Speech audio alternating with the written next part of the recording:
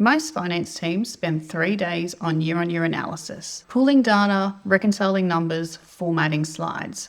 Today I'm going to show you how to do it in 20 minutes with 5 Claude prompts. Same depth, same analysis, but zero manual crunching. And by the end of the video, you'll have all 5 prompts to use on your own data for your own analysis. We're going to start with a high-level executive summary, then move on to product-level margin drivers, seasonal patterns, and strategic risks and opportunities. Every prompt is included. If you want to follow along, the data can be downloaded. There's a link in the description. So to begin, our first prompt is going to give us an executive summary, which will give an overall view of the financial performance of the company, which will then drill down further with our next prompts. So I'll ask Claude. Create an executive summary sheet with key metrics, including gross margin, comparing 2025 and 2024 actuals and variance analysis. Apply conditional formatting for positive and negative. Include comments on the 3 most important findings in a concise manner. Do not alter the source tables for any prompts in this session. Okay, so as requested, Claude has gone through our sales table with our sales, our discounts and our costs, as well as using our products table to break down further. It's created this executive summary and it's showing some really important information. The first one is our net sales are up 4%. However, our discounts are up 46%. Now that's a big increase and we definitely want to figure out if that was worth it. Did we get extra volume and extra revenue to cover those discounts? The other big variance here to look at is our gross profit. Our gross profit has fallen. Now we want to know why. That's what our management will be asking, what is driving that negative variance. Without being asked, Claude has actually given us our gross margin by category, which is really helpful. It's broken out of 4 categories with our gross margin percentage movements. And as you can see, 2 of the categories here are negative. These are driving the negative variance in our gross margin for the company. And we want to figure out why. What has happened in those categories? Is it the discounts? Is it costs? That's what we're going to find out in our next prompts. But firstly, I want to understand this gross profit reduction. When did it start happening? Was it gradual or was it sudden? We're going to ask Claude now. Dig deeper into the monthly gross margin trend from January 2024 to December 2025. Identify when the margin decline began, whether it was gradual or sudden, and whether the second half of 2025 performed differently from the first half. Use graphs if needed and place this on a new worksheet. As requested, Claude has come back with our monthly gross margin trend analysis. It's mapped out the gross margin movement month on month and the change. As we can see, it's positive right up until January 25, and then it becomes negative every month except one. Over here, it has the gross margin for every half. We actually asked to see that, and we can see that 2025, the average is negative in both halves. Now down here, we have a graph. This makes it clear what happened. In the beginning of 25, the gross margin dropped off gradually, then it became quite steep. So something's happened in 2025 at the beginning, and it's become even worse during the middle. So we really want to dig into the reasons why. Here we have our key findings, and this is just repeating what we've already discovered. It was gradual at first and then became sharply worse. So this is great. It's telling us when it happened and now we need to figure out the why. So if we go back to our executive summary, we can see there are 2 things that I'm going to ask Claude in our next 2 prompts. The first is to dig into our revenue lines. The discounts increase is significant. We need to figure out if that was worthwhile. Did we get sales for those discounts? The second thing that's increased is our cost of goods sold. And we're going to dig that into the next prompt. But firstly, we'll dig into our sales. And for that, I'm going to specifically ask Claude to look into our level 1 products, our categories, and also our channels, whether any of those have greater variances than the others. Investigate whether the gross margin compression was caused by pricing, discount, or volume. Ignore costs for now. Look into customer channels and the level 1 category. Identify cases where gross prices increased, but the benefit was reduced by higher discounts. Also identify channels or categories where lower margins may have been deliberately accepted to generate higher sales or volume. And then create a new worksheet and a table ranking the largest price and discount related margin impacts. So this is quite a comprehensive request from Claude. We're really asking it to do advanced financial calculations. So we'll see what it comes back with.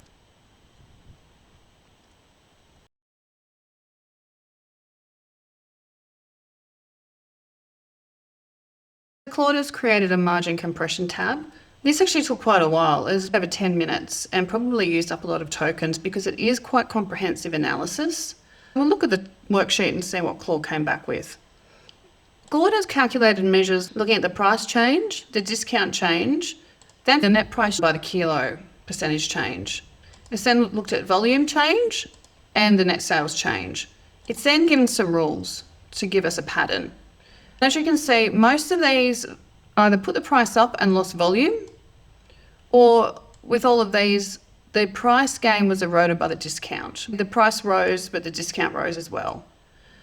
The only pattern where the discount funded the volume was actually in food service. So the price went up 5.3%, the discount was 2%, and it also led to a volume increase. So that's where you could say that the discounts drove volume. So down here, it's ranked all the categories and the channels by the discounting impact. Now, this is some pretty advanced analysis, and it would definitely be worth taking this to the sales team to talk about what impact their discounts are having. Quite often, sales teams put discounts on products to drive volume, but if this isn't working, the pricing structure needs to be looked at. And this is analysis that you could then take to your sales team and talk through with them. It also has the key findings, and the overriding pattern is that any price gains were eroded by a discount, or when prices went up and they weren't discounted out, the volume was lost. All except for food service, which is a standout. That's great analysis on our sales lines and something that you could pick up with sales. But now we want to look into the cost of goods sold. We want to figure out what is driving this increased cost. Is it a certain type of cost or all costs? And based on that, are particular types of products driving this, or is it across the company? And I'll ask Claude. Analyse the variance in total cost of goods sold from 2024 and 2025. Explain which cost type is the most serious driver of this increase and when did this increase start. Then analyse by product. Rank products by their contribution to the total unfavourable cost variance. Explain whether the cost problem is isolated to particular product categories or is it widespread across the business. Now again, this is a multi-step problem and it will take a while for Claude to do this and use up quite a few credits, but we'll see what it comes back with.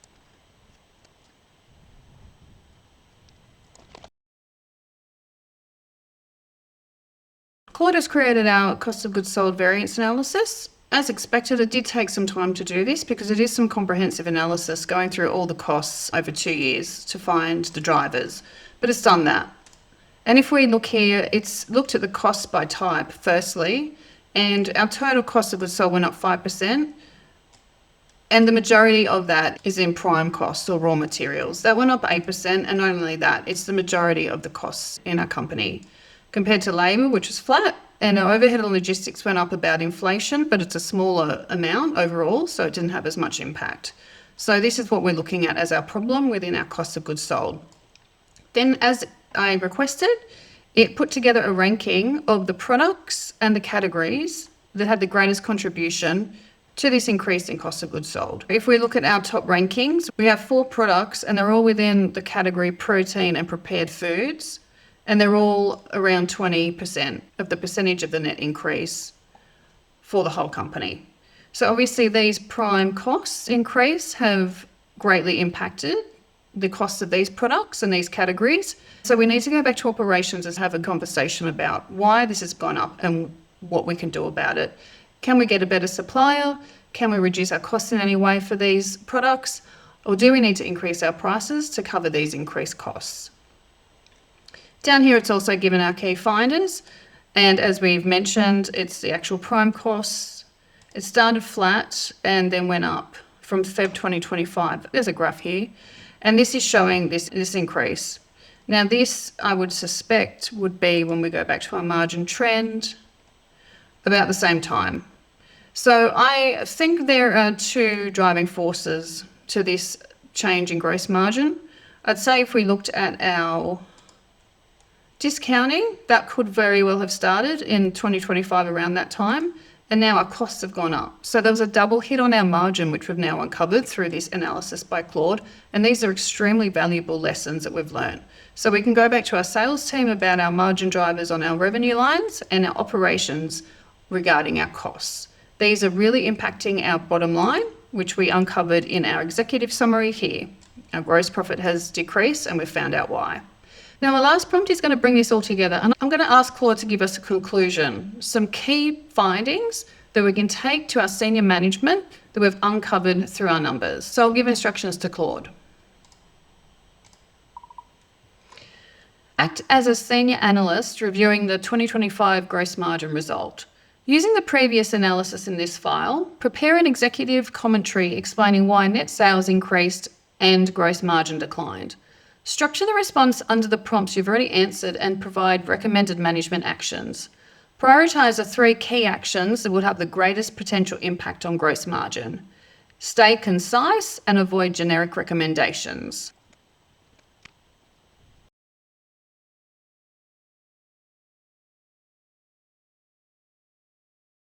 For our final prompt, Claude has created this executive summary looking into gross margin review. It's got our top line numbers up the top, and then it's given our headline results. A lot of this we've already gone through. It's looking at the net sales growing and the gross profit falling, and it's saying about the trajectory, about the margin, which we looked at into our trend. It's saying it peaked and then gradually drifted away in 2025. It's also got a comment about why our net sales increased regarding our drivers, and mentioning about the heavy discounts to grow volume, and mentioned again about how online and food service were the best performers. It also went into the cost of goods sold and the discounting, explaining why the gross margin declined. It's talking about a scissor effect, which is basically the double whammy that I mentioned before, how we've raised our prices but then handed most back in discounts, and then we also had our cost increase. It also has some recommended actions. It's talking about repricing to cover the costs, which again we've talked about. It's talking about capping discounts because it does seem like the sales team overly discounted the products. It's saying that needs to be looked at. And it's talking about looking at promotional spend. So again, mentioning how discounting didn't buy growth and to refocus on retail and wholesale. So these are some really good management actions that it's recommended. It's another great page to take to your management when you take your report. We now have our executive summary, our commentary. We have our margin trend, explaining the timing of the margin decline. We have our drivers regarding sales. It's really highlighting our discounts and that a lot of them weren't effective in increasing our margin. We then dug into our expenses and found that the prime cost was the main driver of the increased costs, and certain types of products and categories contributed more than others. So overall, we've used Claude to produce a fairly advanced financial analysis document here. I hope you found this useful. I release videos every week. If you like this one, subscribe, and I'll see you in the next one.